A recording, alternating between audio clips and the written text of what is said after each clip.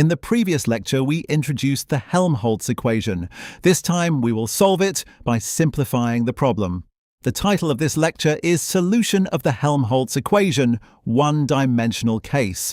If we try to solve the Helmholtz equation directly, the problem is still difficult. So in this lecture, I will explain an example in which the problem is simplified first and then solved. The first topic is simplification of the problem.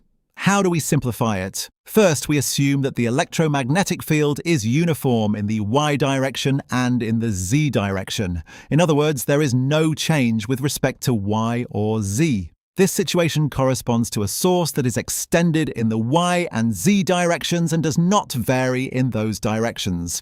If the source is uniform in y and z, then the generated field is also uniform in y and z. Therefore, we can assume that the partial derivatives with respect to y and z equal to 0. This simplifies the problem. Next, we assume that the current source has only a z component. That is, Jx equals 0, Jy equals 0, and only Jz is non-zero. Then the vector Helmholtz equation, written in Cartesian coordinates, splits into three component equations. These are the x component, the y component, and the z component. For the x and y components, there is no current source. So the right-hand side is 0. And the corresponding vector potential components also become 0. Therefore, we only need to solve the equation for the z component. Furthermore, the Laplacian contains derivatives with respect to x, y, and z.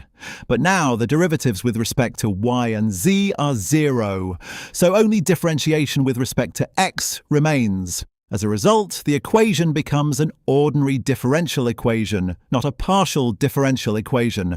So we only have to solve this ordinary differential equation. Now we consider boundary conditions. Although we are considering a lossless case, it may also be regarded as the limit of an infinitesimal loss. If a very small loss is present, then the vector potential should exponentially decay, and we may assume that Az goes to 0 as x goes to plus infinity or minus infinity.